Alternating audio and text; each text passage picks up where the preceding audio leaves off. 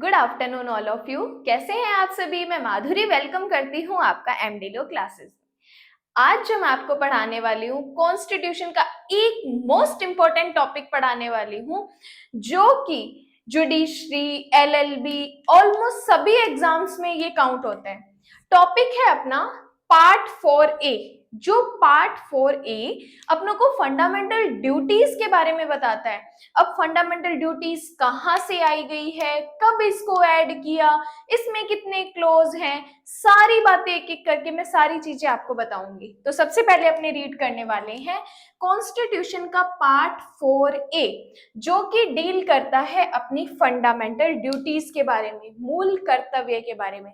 देखो, बहुत बार क्वेश्चन होता है कि मैडम मूल अधिकार इंपॉर्टेंट है या मूल कर्तव्य इंपॉर्टेंट है। देखो, मेरा मानना ये है कि अधिकारों से ज्यादा भी हमारे कर्तव्य इंपॉर्टेंस रखते हैं। कर्तव्य अपनों को हर एक चीज के बारे में बताते हैं कि आपको क्या करना चाहिए, क्या नहीं करना चाहिए, ये चीजें अपनों को बताता है। सबसे पहले देखो, पार्ट 4A बीच में जुड़ा है, क्योंकि पार्ट 4 जो हमारा कहता है राज्य की नीति निर्देशक तत्व, क्योंकि 3 फंडामेंटल राइट्स, 4 राज्य के डायरेक्टिव प्रिंसिपल्स। अब 4A हमें बताता है फंडामेंटल ड्यूटीज के बारे में। तो ये जो फंडामेंटल ड्यूटीज पार्ट जो बीच में जुड़ा, तो आर्टिकल भी बीच में जुड़ा 51A।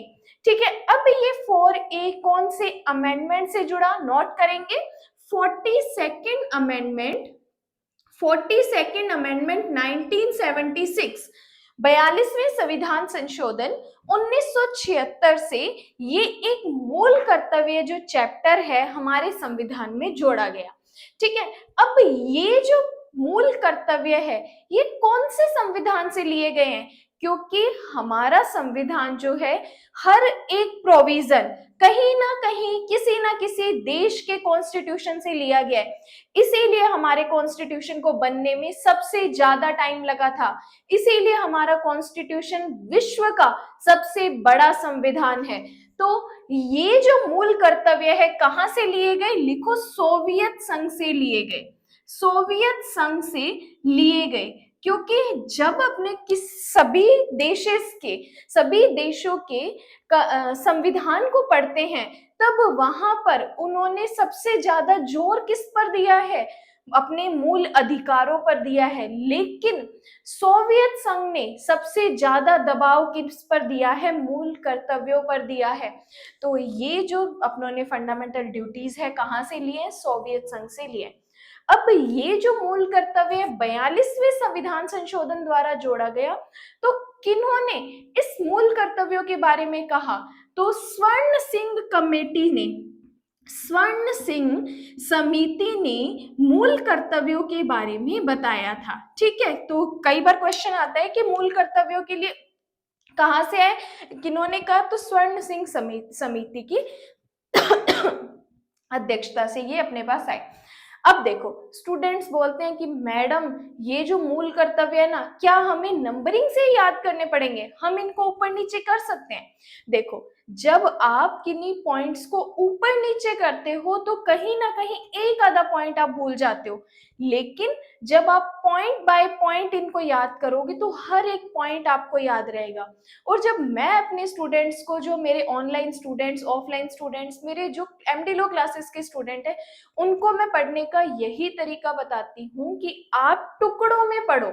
कोई भी चीज है, 5 लाइनें है तो 5 लाइनों को एक साथ नहीं पढ़ना, हमेशा उनके टुकड़े बना के उनको तोड़ तोड़ के याद करो। जब आप उनको तोड़ के याद करते हो तो वो बात आपको समझ में भी आती है और वो चीज आपको लॉन्ग टर्म तक याद रहती है। अब ये मूल कर्तव्य पार्ट 4A 42वें संविधान संशोधन से जुड़ा, सोवियत संघ से आया और स्वर्ण सिंह कमेटी में इसका जिक्र हुआ। अब देखो, सबसे पहला हमारा मूल कर्तव्य क्या है? मैं अगर पर्सनली स्टूडेंट को सजेस्ट करूं तो सबसे पहले आपको आपके कर्तव्यों के बारे में पता होना चाहिए कि आपकी फंडामेंटल ड्यूटीज क्या है। अब ये जो 11 फंडामेंटल ड्यूटीज है, ये हर एक पॉइंट इतना इंपॉर्टेंट है, क्योंकि आप अपने अधिकारों को तो याद करते हो, लेकिन आप अपने कर्तव्यों को क्यों भूल जाते हो? अधिकारों के साथ साथ आपको आपके कर्तव्य भी याद होने चाहिए। यही चीज अपनों को कॉन्स्टिट्यूशन भी कहता है। तो कॉन्स्टिट्यूशन में सबसे पहला पॉइंट ये कहता है, अब बताओ कि आप पढ़ क्या रहे हो, संविधान पढ़ रहे हो, तो सबसे पहली ड्यूटी आपकी क्या होगी कि आप संविधान का पालन करोगे, संविधान की रिस्पेक्ट करोगे। तो सबसे पहला पॉइंट, संविधान का पालन करें और उसके आदर्शों, संस्थाओं, राष्ट्रध्वज और राष्ट्रगान का आदर करें। क्योंकि जब कॉन्स्टिट्यूशन अपने पढ़ रहे हैं, जो चीज लॉ के स्टूडेंट्स के लिए सुप्रीम होनी चाहिए उनका क्या करना चाहिए, पालन करना चाहिए। और जो उसके आदर्श हैं, संस्थाएं हैं, राष्ट्रध्वज और राष्ट्रगान का उसको क्या करना चाहिए, सम्मान करना चाहिए। अब बात आती है कि मैम जब राष्ट्रगान का सम्मान, क्या जब ओनली राष्ट्रगान होता है तो बोलना जरूरी है? नहीं, राष्ट्रगान के सम्मान का मतलब है जब भी राष्ट्रगान चले, नेशनल एंथम चले, तो आपको स्टैंडिंग ओवेशन में खड़ा रहना ही एक रिस्पेक्ट मानी जाएगी, आपको बोलना जरूरी नहीं है। तो राष्ट्रध्वज और राष्ट्रगान का आदर करें।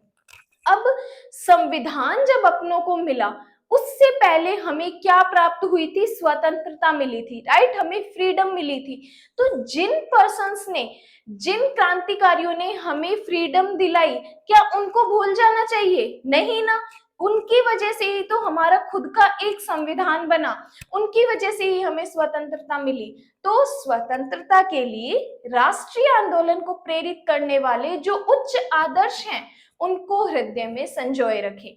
राष्ट्र स्वतंत्रता के लिए जो हमारे उच्च आदर्श हैं उनको हमें हृदय में संजो के रखना है। सबसे पहले हम संविधान का पालन करेंगे, फिर जिन्होंने हमें स्वतंत्रता दिलाई उनको हम हृदय में संजोए रखेंगे। थर्ड पॉइंट आता है, अब देखो संविधान का पालन कर लिया, स्वतंत्रता जिन्होंने दिलाई उनको अपनों ने देख लिया।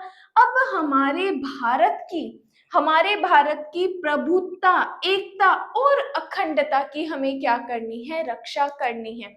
जिस जगह अपने रहते हैं, चाहे अपने अपने घर में रहते हैं, क्या अपने अपने घर की रक्षा नहीं करते? तो जिस देश में अपने रह रहे हैं, क्या हमें उसकी रक्षा नहीं करनी चाहिए? करनी चाहिए। तो हमारे भारत की प्रभुत्ता, एकता और अखंडता की रक्षा करनी चाहिए।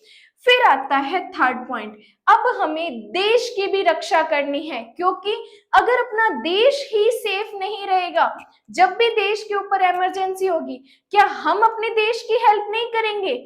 100% करेंगे। तो हमें क्या करना है, अपने देश की रक्षा करनी है। और जब जब हमें आह्वान किया जाए, जब जब हमें बुलाया जाएगा, तो हम अपने राष्ट्र की क्या करेंगे, सेवा करेंगे। तो सबसे पहले हमने संविधान का पालन किया। नंबर 2, जिन उच्च आदर्शों ने हमें स्वतंत्रता दिलाई उनको हमने हृदय में संजोए रखा। थर्ड पॉइंट, हमारे भारत की प्रभुत्ता, एकता और अखंडता की क्या की, हमने रक्षा की। और हम अब क्या करेंगे, अपने देश की रक्षा करेंगे, और जब जब हमें बुलाया जाएगा हम राष्ट्र की सेवा करेंगे। देन हमें क्या रहना चाहिए, भारत के सभी लोगों में समरसता और समान भ्रातृत्व की भावना का निर्माण करना चाहिए। मतलब जो एक भारत देश है, विभिन्न जातियों और धर्मों का देश है, भिन्न भिन्न जातियां, भिन्न भिन्न धर्म इस भारत में रहते हैं, तो हमें समान भाईचारे की भावना का निर्माण करना चाहिए। आपस में हमें लड़ना नहीं चाहिए। तो भारत के सभी लोगों में क्या रहना चाहिए, समानता रहनी चाहिए और सभी में भाईचारे की भावना रहनी चाहिए। और ये जो भाईचारे की भावना होगी वो धर्म, भाषा और वर्ग के भेदभाव से परे रहेगी। सभी के बीच भाईचारे की भावना रहनी चाहिए। ये धर्म, ये भाषा, ये वर्ग से हमें क्या रहना चाहिए, दूर रहना चाहिए। इसके बेस पर हमें भेदभाव नहीं करना चाहिए।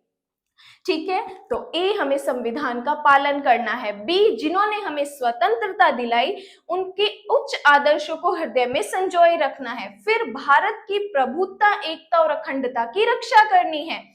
डी, जब भी हमें देश के लिए आह्वान किया जाए, बुलाया जाए, हमें राष्ट्र की सेवा करनी है। और ई, भारत के सभी लोगों में समान भाईचारे की भावना का निर्माण करना है। जो वर्ग, जो हमारे हमारे धर्म, भाषा और वर्ग के भेदभाव से परे होना चाहिए। फिर कहता है हमें ऐसी प्रथाओं का त्याग करना चाहिए, ऐसी कुरीतियों का त्याग करना चाहिए जो महिलाओं के सम्मान के अगेंस्ट हो। जब जब ऐसी कुरीतियां आएंगी, जब जब ऐसी प्रथाएं आएंगी जो महिलाओं के सम्मान के अगेंस्ट हो, उन प्रथाओं को, उन कुरीतियों को हमें समाप्त करना है, उनको क्या करना है, हमें त्याग करना है। तो हमारे भारत देश में महिलाओं को सर्वाधिक सम्मान दिया जाता है, इसीलिए जब जब उनके अगेंस्ट कोई ऐसे लॉज आएंगे, कुरीतियां आएंगी, तो उनको क्या करना है, उनके अगेंस्ट हमें खड़ा होना है। देन क्या करना है, अब हमें हमारे भारत की संस्कृति की क्या करना है, हमारे भारत की संस्कृति की गौरवशाली परंपरा को महत्व देना है, क्योंकि संविधान का पालन किया, स्वतंत्रता जिन्होंने दिलाई उनको याद रखा, भारत की प्रभुत्ता, एकता, अखंडता देखी, देश की रक्षा की, सभी लोगों में समान भ्रातृत्व और समान भाईचारे की भावना रखी, महिलाओं के अगेंस्ट अगर कुरीतियां आई तो उनका विरोध किया। अब हमें हमारी भारत की जो संस्कृति है उसका हमें क्या करना है, पालन करना है और उसका महत्व हमें समझना है। अब भारत की संस्कृति की भी परंपरा हमने समझी, अब हमें क्या करना है, जो हमारा प्राकृतिक पर्यावरण है, जो हमारा नेचर है, उसको भी हमें ध्यान में रखना है, क्योंकि अगर नेचर नहीं होगा तो हमारा सरवाइव करना हार्ड हो जाएगा, दुर्बल हो जाएगा। तो हमें हमारी प्राकृतिक पर्यावरण की, जिसके अंतर्गत हमारे वन, झील, नदी, वन्य जीव, ये सारी चीजें आती हैं, उनकी भी क्या करनी है, हमें रक्षा करनी है। और प्राणी मात्र के प्रति क्या रखनी है, हमें दया भावना रखनी है। ठीक है, तो हमने हमारी संस्कृति की महत्वता को समझा, अब हमने हमारे प्राकृतिक पर्यावरण को भी सुरक्षित रखना है। अब देखो फिर कहता है कि जो वैज्ञानिक दृष्टिकोण है, मानववाद है, ज्ञानार्जन, सुधार, इसकी भावना को भी हमें विकसित करना है। जो भी हमारे वैज्ञानिक दृष्टिकोण है, ज्ञान है, सुधार की जो भी भावनाएं हैं, उनका क्या करना है, हमें विकास करना है। अब देखो फिर हमें क्या करना है, जो भी हमारी पब्लिक प्रॉपर्टी है उनको सुरक्षित रखना है, सार्वजनिक संपत्ति को हमें सुरक्षित रखना है और हमें हिंसा से भी दूर रहना है, हमें हिंसात्मक नहीं बनना, हमें हिंसा से दूर रहना है। गांधी जी बोलते थे अहिंसावादी बनो, वही अपनों को बनना है, हिंसा से दूर रहना है। फिर देखो फिर अब अपनों ने देश के बारे में तो सब कुछ देख लिया, देश की रक्षा कर ली, देश के लिए हमने हर एक चीज कर ली, तो क्या हमारी पर्सनल लाइफ के बारे में भी हमें फंडामेंटल ड्यूटीज दी गई है? यस। तो ये कहता है कि जो भी व्यक्तिगत गतिविधियां हैं, पर्सनल एक्टिविटीज है, सामूहिक गतिविधियां हैं, उनमें बढ़ने का प्रयास करो। अगर उनमें बढ़ोगे तभी तो हमारा जो राष्ट्र है ऊंचाइयों को छुएगा। जैसे बहुत सारे स्पोर्ट्स में गोल्ड मेडल लेके आते हैं, सिल्वर मेडल लेके आते हैं, वो क्या करते हैं, हमारे कॉन्स्टिट्यूशन की ड्यूटीज को फॉलो कर रहे हैं, वो देश के लिए क्या कर रहे हैं, प्रयास कर रहे हैं, आगे बढ़ रहे हैं और हमारे राष्ट्र को नई ऊंचाइयों की तरफ लेके जा रहे हैं। तो व्यक्तिगत और सामूहिक गतिविधियों में बढ़ने का प्रयास करना है ताकि राष्ट्र नई ऊंचाइयों को छू ले। अब हमारी पर्सनल एक्टिविटीज के बारे में बता दिया, अब एक पेरेंट्स की ड्यूटी भी बताई। पेरेंट्स की ड्यूटी बताई कि माता पिता और जो हमारे संरक्षक है उनकी क्या ड्यूटी होगी, उनकी ड्यूटी होगी कि 6 से 14 साल के बच्चों को एजुकेशन दिलाए, एजुकेशन की अपॉर्चुनिटी दे। ये क्लोज यहाँ पे के इसलिए जोड़ा गया क्योंकि आर्टिकल 21 ए हमें शिक्षा का मूल अधिकार देता है कि शिक्षा पाना आपका मूल अधिकार है, और वहीं पर इन्होंने पेरेंट्स की ड्यूटी बना दी कि 6 से 14 वर्ष के बच्चों को आपको एजुकेशन प्रोवाइड करवानी ही पड़ेगी, ये आपकी फंडामेंटल ड्यूटी है। पहले ये पॉइंट यहाँ पर नहीं था, ओनली हम जे तक ही फंडामेंटल ड्यूटीज पढ़ते थे, यानी एक से लेके टोटल 10 ड्यूटीज ही हम पढ़ते थे, लेकिन एक ये 11वीं ड्यूटी फंडामेंटल ड्यूटी, ये 86th अमेंडमेंट, नोट करो 86th अमेंडमेंट 2002 से हमारे संविधान में जोड़ी गई। 86वां संविधान संशोधन 2002 के द्वारा ये कॉन्स्टिट्यूशन में 11वीं हमारी फंडामेंटल ड्यूटीज जोड़ी गई। तो एक बार फिर रिवीजन करते हैं क्या क्या हमारी फंडामेंटल ड्यूटीज है। सबसे पहले हमें संविधान का पालन करना है और उनके उच्च आदर्शों, संस्थाओं, राष्ट्र ध्वज, नेशनल एंथम का हमें क्या करना है, रिस्पेक्ट करनी है। देन जिन्होंने हमें स्वतंत्रता दिलाई, उन उच्च आदर्शों को अपने हृदय में संजोए रखना है।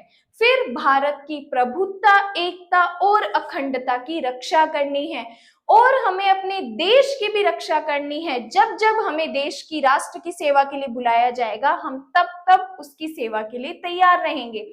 और भारत में रहने वाले सभी लोगों में समान भाईचारे की भावना का निर्माण करना है, जो धर्म, भाषा और वर्ग के भेदभाव से परे हो। और हमें ऐसी प्रथाओं का भी त्याग करना है जो महिलाओं के सम्मान के विरुद्ध हो। फिर हमें क्या करना है, हमारे भारतीय संस्कृति की गौरवशाली परंपरा का महत्व समझना है। फिर हमें हमारे पर्यावरण को भी सुरक्षित रखना है, जिसमें वन, झील, नदी, वन्य जीव, उनकी रक्षा करनी है और प्राणी मात्र के प्रति अपनी दया भावना रखनी है। फिर वैज्ञानिक दृष्टिकोण, ज्ञान, मानववाद, सुधार की भावना का भी विकास करना है और हमें हमारी पब्लिक प्रॉपर्टी को भी सेफ रखना है, उसकी सुरक्षा भी हमें करनी है। फिर लास्ट में हमें हमारी पर्सनल एक्टिविटीज, चाहे ग्रुप एक्टिविटीज है, उसमें बढ़ने का हम लोग को ट्राई करना है, ताकि जो हमारा देश है, राष्ट्र है, वो नई ऊंचाइयों की तरफ जा सके। फिर माता पिताओं और जो अपने गार्जियन है, उनकी ड्यूटी बनती है कि 6 से 14 वर्ष के बच्चों को वो एजुकेशन प्रोवाइड करवाए। तो ये 1 से लेके 11 पॉइंट तक हमारी फंडामेंटल ड्यूटीज है। अब एक बात बताओ कि इन फंडामेंटल ड्यूटीज को अगर आप दिल से याद करोगे तो क्यों नहीं होगी, क्योंकि ये जो 11 ड्यूटीज है हमें बताती है कि हमारा देश के प्रति क्या कर्तव्य है। जरूरी नहीं है कि हर बार फैमिली के प्रति अपनी ड्यूटी अपनाई जाए, हमें हमारे देश के प्रति भी कुछ ड्यूटीज के बारे में बताया गया है, जो कि कॉन्स्टिट्यूशन में आर्टिकल 51A में बताया है। अब ये जो टोटल 11 की 11 फंडामेंटल ड्यूटीज है, इनको एक साथ आपको नहीं पढ़ना, ये तब आपको याद होंगी जब आप 3-3 करके, टुकड़ों में करके याद करो। संविधान का पालन करो, जिन्होंने स्वतंत्रता दिलाई उनको हृदय में संजोए रखो, भारत की प्रभुत्ता, एकता और अखंडता की रक्षा करो। 3 पॉइंट उनको याद करो अच्छे से, फिर बिना देखे उनको लिख के देखो, फिर आगे के 2 पॉइंट उठाओ, फिर 5 पॉइंट इकट्ठे करो, फिर 2 पॉइंट और याद करो, फिर 7 पॉइंट इकट्ठे करो। ऐसे टुकड़ों में याद करोगे, 110% आपको याद होगा। तो ये फंडामेंटल ड्यूटी स्टूडेंट्स को बहुत डाउट रहता है, याद नहीं होती। अगर वीडियो आपको अच्छी लगी हो तो फ्रेंड्स के साथ शेयर करो, लाइक करो एंड सब्सक्राइब करो। Thank you so